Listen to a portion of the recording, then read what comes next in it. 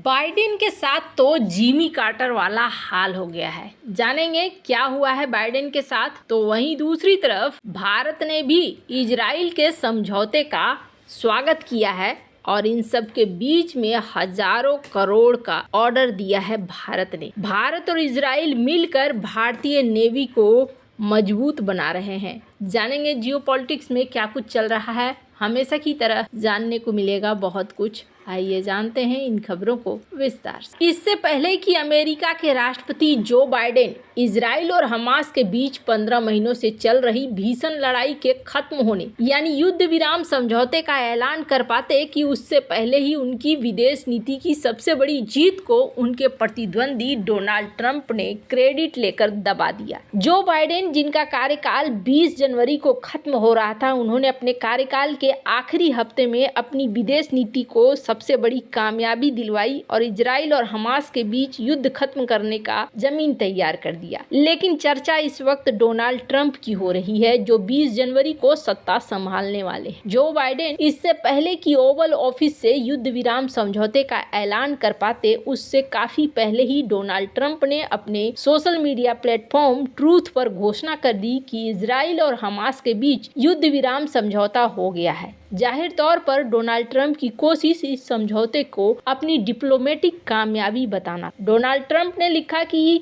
यह महाकाव्य युद्ध विराम समझौता नवंबर में हमारी ऐतिहासिक जीत के परिणाम स्वरूप ही हो सका, क्योंकि इसने पूरी दुनिया को संकेत दिया कि मेरा प्रशासन शांति की तलाश करेगा और सभी अमेरिकियों और हमारे सहयोगियों की सुरक्षा सुनिश्चित करने के लिए सौदेबाजी करेगा। डोनाल्ड ट्रंप ने 15 महीने के विनाशकारी युद्ध के बाद सफलता का श्रेय लेने में जरा भी संकोच नहीं किया। बाद में व्हाइट हाउस के ओवल ऑफिस में बोलते हुए बाइडेन ने कहा कि उनके कूटनीतिक प्रयास कभी नहीं रुके। उन्होंने स्वीकार किया कि उनके प्रशासन ने ट्रंप की टीम के साथ मिलकर ये सुनिश्चित करने के लिए काम किया कि अमेरिका एक स्वर में बोल रहा है। डोनाल्ड ट्रंप ने कतर में युद्ध विराम समझौते के लिए वार्ता टीम में अपने नए मिडिल ईस्ट के दूत स्टीव विटकॉफ को भेजा था। बाइडेन, जिनकी डेमोक्रेटिक पार्टी के कई लिबरल नेताओं ने लगातार इजराइल और हमास के बीच चलने वाली लड़ाई को लेकर आलोचना की, उसको लेकर बाइडेन ने कहा कि यह सौदा मेरी टीम द्वारा विकसित और बातचीत किया गया था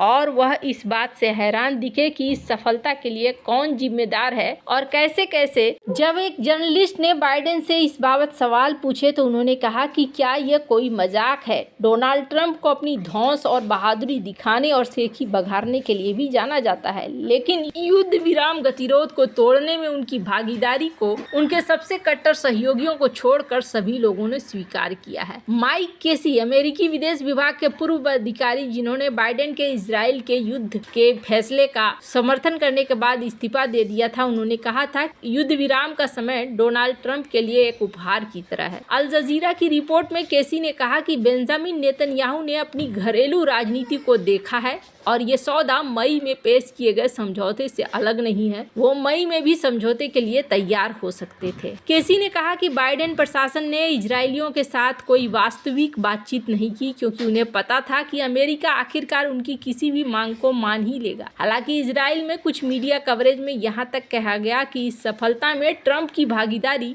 निर्णायक फैक्टर थी। खैर, अब बाइडेन के साथ जो हो गया ना, वो जिमी कार्टर वाला हाल हो गया। गाजा युद्ध विराम में बाइडेन की भूमिका अमेरिका के पूर्व राष्ट्रपति जिमी कार्टर के राजनीतिक भाग्य की याद दिलाता है, जिसका पिछले महीने ही 100 साल की उम्र में निधन हुआ। 1981 में बाइडेन की ही तरह अपने कार्यकाल के आखिरी दिनों में राष्ट्रपति कार्टर ने रोनाल्ड रीगन के आने वाले प्रशासन के साथ मिलकर ईरान में अमेरिकी दूतावास में बंदी बनाए गए 52 अमेरिकियों की रिहाई सुनिश्चित करने का काम किया था। दूतावास में अमेरिकियों को 444 दिनों तक बंदी बनाकर रखा गया था और उसी मुद्दे की वजह से जिमी कार्टर को चुनाव में भारी हार का सामना भी करना पड़ा। लेकिन उन्होंने अपना कार्यकाल खत्म होने से ठीक पहले रीगन के राष्ट्रपति बनने से पहले तमाम बंधकों को छुड़ा लिया था, लेकिन क्रेडिट रीगन को मिली थी। स्क्रीन पर कुछ तस्वीरें देख रहे हैं आप। ये तस्वीरें उस समय की तस्वीरें हैं। यहाँ पर जिमी कार्टर ने कई ऑपरेशन भी चलाए थे।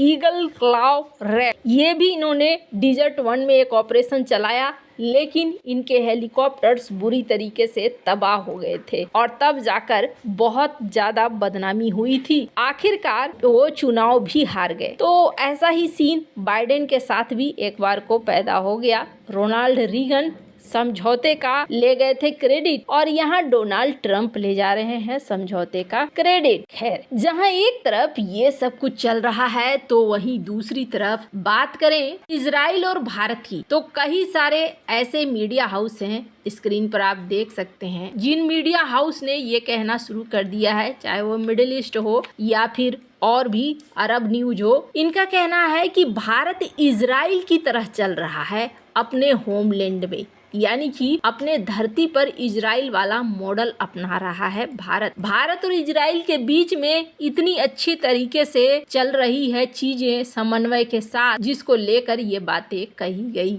वैसे आपको बता दूं, अभी भारत ने एक बड़ा अनाउंसमेंट किया है और इस बड़े अनाउंसमेंट ने भारत के पड़ोसियों की नींद हराम कर दी होगी, क्योंकि इस अनाउंसमेंट में क्या कहा जा रहा है, इसमें भारत ने 2,960 करोड़ में युद्धपोतों के लिए खतरनाक मिसाइलों की डील तय करी है। हिंद महासागर पर चीन अपनी नजरें जमाकर बैठा है और जमीन और आसमान के साथ साथ समुद्र में भी अपनी ताकत का इजाफा कर रहा है। वहीं भारत भी लगातार अपनी सैन्य क्षमताओं को बढ़ाने की कोशिश में लगा हुआ है। समुद्र में अपनी ताकत बढ़ाने के लिए भारत ने नौसेना को घातक और शक्तिशाली हथियारों से लैस करने का प्लान बनाया है, जो तमाम तरह के खतरों से निपटने में कारगर साबित होगा। इसके लिए रक्षा मंत्रालय ने गुरुवार को नौसेना के अग्रिम पंक्ति के युद्धपोतों के लिए इजराइल के साथ मिलकर जॉइंट प्रोडक्शन में 70 से अधिक मध्यम दूरी की सतह से हवा में मार करने वाली मिसाइलों की आपूर्ति के लिए भारत डायनेमिक्स लिमिटेड के साथ 2,960 करोड़ रुपए का कॉन्ट्रैक्ट किया है।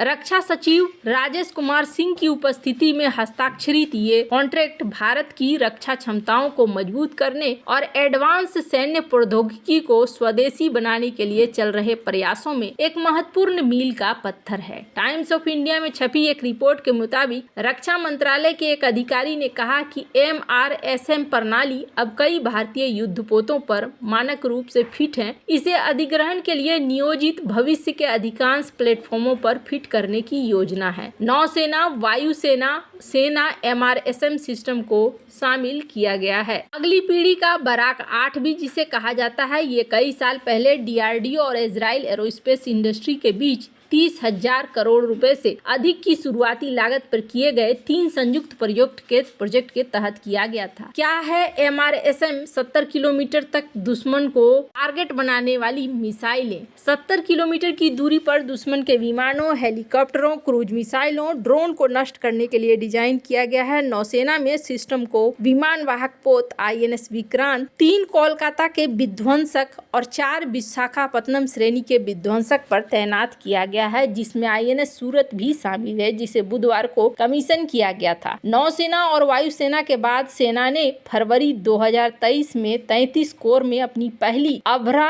MRSAM रेजिमेंट का संचालन किया, जो सिक्किम और सिलीगुड़ी कॉरिडोर में चीन के साथ सीमा की रक्षा करती है। एक अधिकारी के अनुसार MRSM प्रणाली लड़ाकू विमान, UAV, हेलीकॉप्टर, निर्देशित और गैर निर्देशित युद्ध सामग्री, सबसोनिक, सुपर क्रूज मिसाइल सहित कई सारी चीजें हैं जो भारत समुद्र में अपनी ताकत को बढ़ाने के लिए कर रहा है। वैसे आपको क्या लगता है, इन सब मामले में आपकी क्या राय है, कमेंट कर जरूर बताएं। जल्द मिलते हैं अगले वीडियो में नई खबर के साथ।